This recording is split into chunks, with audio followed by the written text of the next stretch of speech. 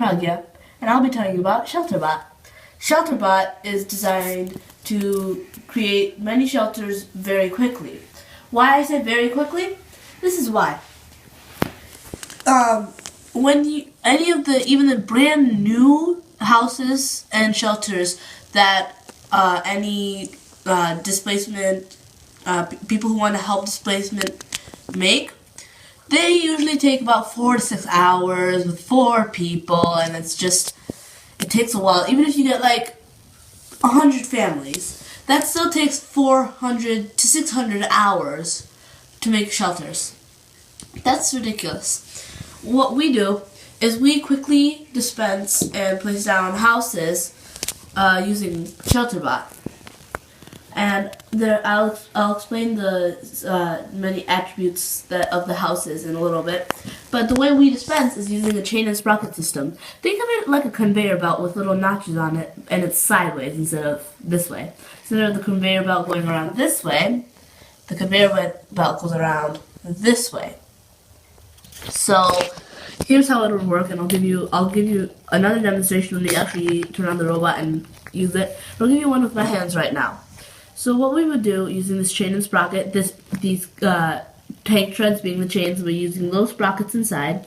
I don't know if you can see them. And these are little notches being made. An aside about the notches, these actually took a while to figure out how to do. I mean, at first we had just like simple notches. We didn't even have this little stick.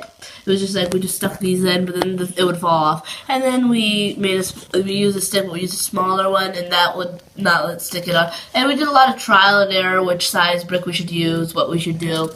And we finally figured out that this was the best way to do it. So there was a lot of trial and error. This was a problem in the building of ShelterBot, because otherwise ShelterBot is quite a simple robot. It's very nice. So I will just... So that's basically what it does, just more synchronous. My hands are not as perfect as robot motors.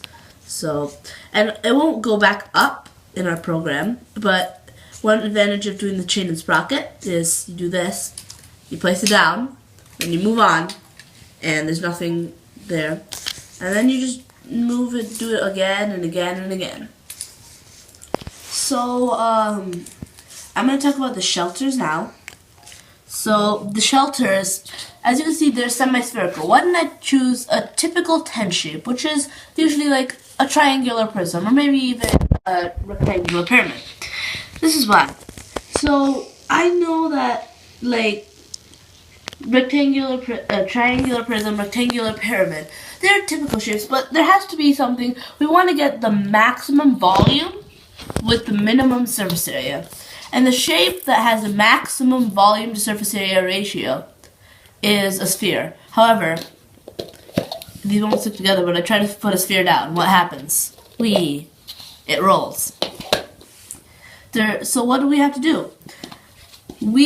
So what I did is I tried a bunch of different shapes. So I tried a rectangular prism, I tried a rectangular pyramid, a triangular prism, a cone, and a semi-sphere. So out of all of them, actually, rectangular prism and semi-sphere tied in volume to surface area ratio. So it was kind of stuck because we could just go with the typical rectangular prism and then just leave this because this is kind of this because why go with something new when you can go with something old? So I looked into it though, and I'm like, this is more rigid. This is more structurally sound. Even if you think of it, it's hard to bend. When you make your hands in a dome shape, it's hard to bend them. When you make them in a rectangular shape, you bend them every which way. And these are more rigid, and you can stack them like so. All you have to do is make the right a bottom thing, and then you can just stack them like so. And then they're easier to ship. They're more rigid. They're there.